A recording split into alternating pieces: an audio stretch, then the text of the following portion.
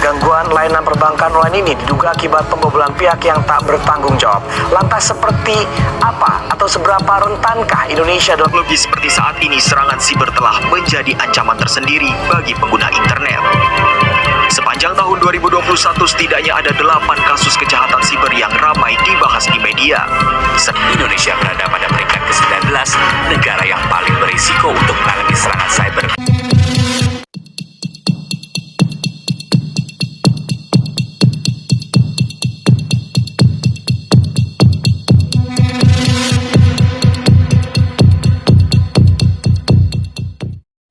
Assalamualaikum warahmatullahi wabarakatuh.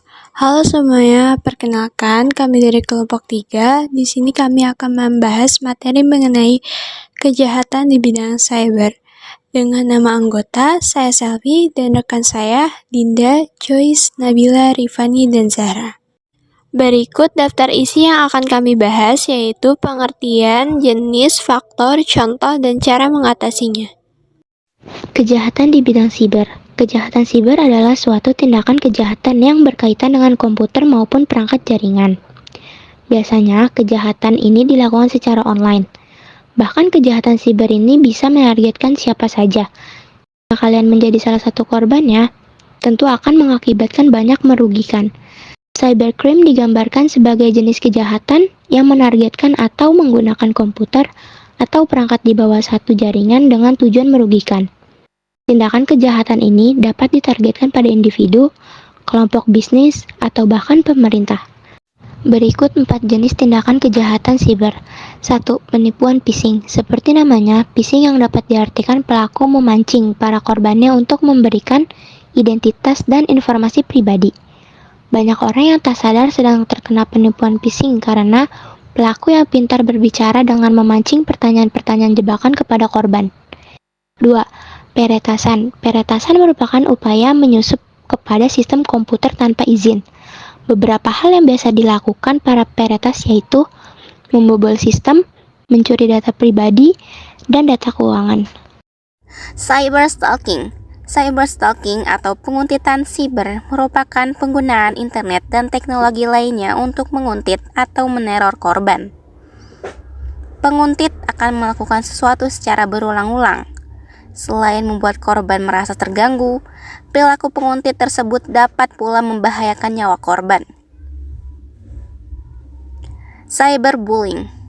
Cyberbullying merupakan perundungan atau penindasan yang dilakukan secara online melalui internet dan teknologi lainnya. Biasanya hal ini terjadi pada kolom komentar di berbagai media sosial. Faktor-faktor penyebab cybercrime. Akses internet yang tidak terbatas. Saat ini, internet dapat dengan mudah digunakan oleh semua orang. Hal ini membuat orang mengakses segala sesuatu tanpa ada batasan sehingga mempermudah penjahat untuk melakukan aksinya. Kelalaian pengguna komputer. Tak sedikit orang yang selalu memasukkan data-data penting ke dalam internet. Ini dapat memberikan kemudahan bagi orang yang melakukan kejahatan. Mudah dilakukan dengan resiko keamanan yang kecil dan tidak membutuhkan peralatan yang super canggih. Sebagaimana diketahui, internet merupakan sistem yang mudah digunakan tanpa memerlukan alat khusus. Sistem keamanan jaringan yang lemah. Keamanan jaringan seringkali menjadi hal yang disepelekan. Padahal, lemahnya sistem keamanan jaringan menjadi celah besar bagi orang-orang yang berniat melakukan kejahatan. Contoh kasus cybercrime di Indonesia. Yang pertama ada pembobolan data Kominfo.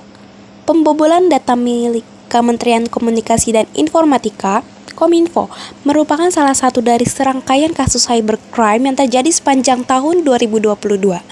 Bejorka, pelaku serangan tersebut, mencuri data registrasi kartu SIM milik Kominfo. Kasus ini terjadi karena adanya kelemahan dalam sistem keamanan server milik Kominfo. Korban pembobolan data oleh Bejorka umumnya berasal dari perusahaan-perusahaan dalam negeri yang memiliki kelemahan dalam sistem keamanan server mereka. Cara mengatasi cybercrime. Yang pertama, memasang perlindungan pada perangkat.